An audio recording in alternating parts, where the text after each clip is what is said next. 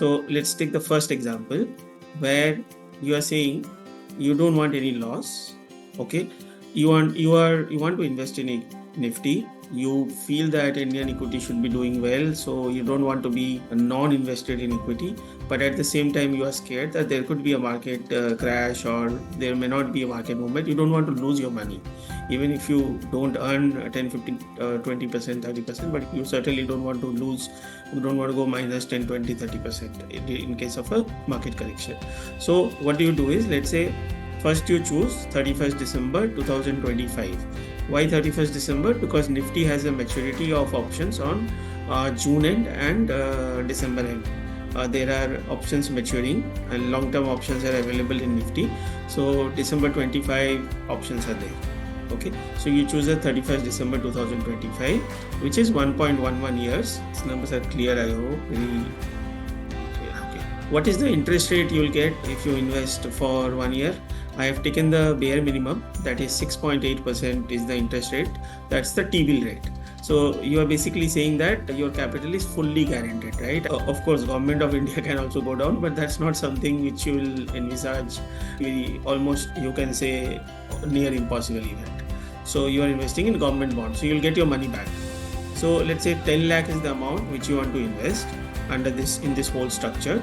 So if your investment is 10 lakhs, then at the end of on 31st December 25, you want to get back 10 lakhs, right? The same amount you want to get back. So end value is 10 lakhs. So how much you have to invest today so that you get back 10 lakhs? So you calculate by using the 6.80% interest rate for the 1.11 year period, and you calculate that it's around 9.29 lakhs, which is what you need to put in this T-bill so that it will become 1 lakh at the end of 1 year. So your capital is secured now. You will get back 10 lakhs at the end of 1 year. Now how much you are left with? You are left with 70,564, which is 7.06% of your capital you are left with.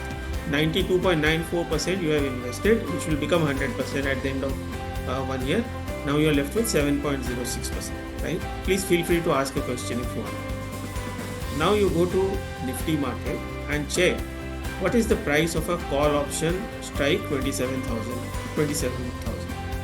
This is just an example. There could be 1,000 different structures. So don't go by that why 27,000, why 25,000, why 30,000. This is just an example. You can choose what you want to. I'm just telling you how this investment banks or anyone will design the structure. And if you want to do the same, how you can do and what are the advantages if you do instead of buying from someone. Call option 27,000. What is the cost? 620 rupees. Okay. So net your cost is 620, which is 2.48% is the cost for you. 2.48% is the cost, right? 620 divided by 27,000 will be 2.48%.